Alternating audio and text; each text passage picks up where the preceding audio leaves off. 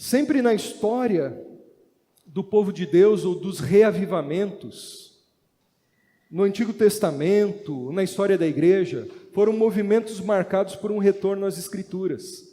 No tempo de Josias, o rei lá no Antigo Testamento, houve um reavivamento. Qual foi o sinal disso? Um retorno às Escrituras. No tempo de Neemias, a mesma coisa. No tempo da Reforma Protestante, uma igreja perdida, fria, longe de Deus. A igreja medieval, numa escuridão, nas trevas, no engano, enganando muita gente. A luz do Evangelho voltou a brotar, o povo voltou às Escrituras, e ali aconteceu a reforma de Lutero. Depois, na época dos reavivalistas, Jonathan Edwards e George Whitefield, um retorno às Escrituras. Meus irmãos, volte o básico.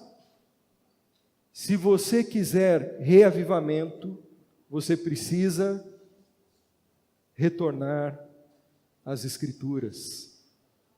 Na leitura, na meditação, no estudo e na prática dela. Uma outra coisa, indo para o final já, Jesus ele diz, vocês precisam também retornar à santidade. Ele fala para uma igreja doente que parou de vigiar, que estava dando brecha para o pecado. Ele diz o seguinte para aquela igreja, vocês precisam de arrependimento, arrependa-se. Arrepender-se significa mudança de direção. É estar numa direção e perceber que aquela estrada está levando você para um distanciamento de Deus.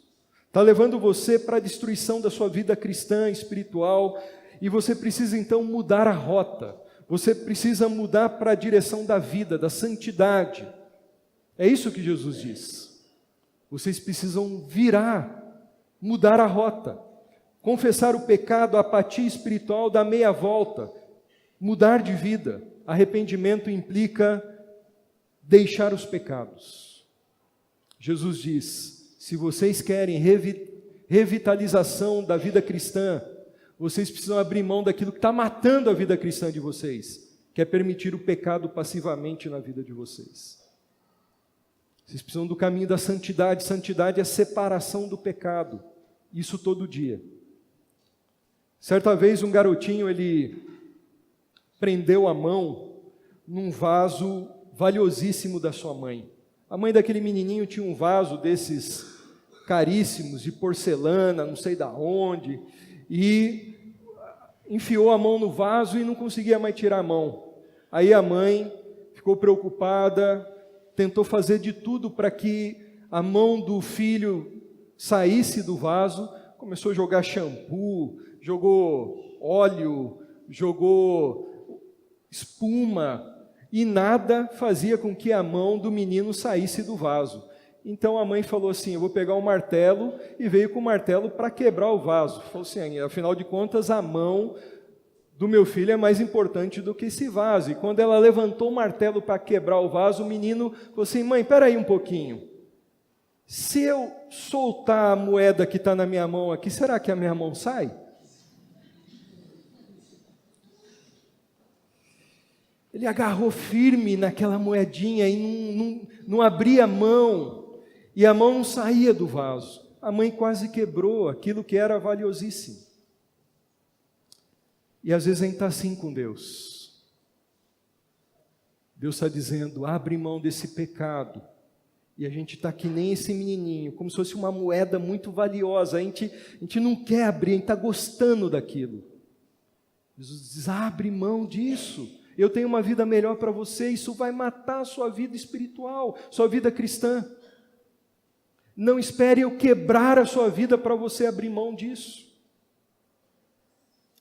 Meus irmãos, aquela igreja, ela precisava se arrepender daquilo que estava matando ela, dos seus pecados. É uma igreja que estava sendo influenciada pelo mundanismo e já estava se esfriando há muito tempo. Parecia viva, mas estava morta. E aquela igreja, ela tinha um exemplo de santidade a seguir, que era um grupo pequeno na igreja. Havia um grupo pequeno naquela igreja de Sardes, uma minoria de irmãos, uma minoria que era um remanescente fiel. Que Jesus, ele cita esse grupo no versículo 4. Era um grupo de pessoas, mesmo numa igreja onde a maioria estava sendo infiel. Jesus diz, tem aí um remanescente fiel, tem um grupo pequeno, são poucos, que não estão se contaminando, não contaminaram as suas vestes. E contaminar as vestes aí é uma simbologia de não se contaminar, não se deixar manchar pelo pecado ou pelo mundanismo.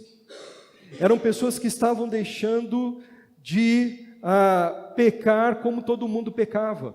Eram pessoas que não estavam permitindo suas vidas, seu caráter, ser corrompido pelo pecado. Eram pessoas que estavam lutando contra as trevas, contra o pecado. Não estavam acomodados. A pergunta é, será que você faz parte desse grupo no meio da igreja? Levado Deus a sério? É possível não se contaminar e levar Deus a sério e viver em santidade mesmo no mundo mau. Mesmo em que você olha para a igreja, de maneira geral, muitos estejam como a maioria de Sardes. Mas que você não se deixe envolver pela maioria, que você busque uma vida agradável a Deus. E Jesus faz uma advertência séria aqui, caso aqueles cristãos mundanos não se arrependessem. E essa advertência está aí no versículo 3, aqui no final, quando ele diz o seguinte, se você não se arrepender, se você não estiver atento, eu virei contra você, assim como um ladrão vem numa casa. A Bíblia diz, o próprio Senhor Jesus Cristo, lá nos Evangelhos, que na sua segunda vinda, ele virá como um ladrão. Lá em Mateus, no sermão profético, é dito que Jesus ele voltará uma segunda vez, cheio de glória, e ele virá como um ladrão, no momento em que muita gente vai estar desatenta, vai pegar muita gente de surpresa. Mas aqui, nesse texto, ele não está falando da sua segunda vinda, ele está falando que ele vai vir como ladrão para a igreja, ou para aqueles que estão vivendo essa letargia, essa sonolência, essa vida espiritual que está indo à bancarrota. Ele viria como um ladrão para disciplinar, para corrigir. Aquelas pessoas talvez estivessem seguras no seu pecado, naquela vida eles estavam confortáveis e pecando e longe de Deus, e achando que estava tudo bem. Mas Jesus diz o seguinte, eu vou pegar vocês na curva. Eu vou vir como um ladrão. Meus irmãos, eu já tive a minha casa roubada 3 vezes.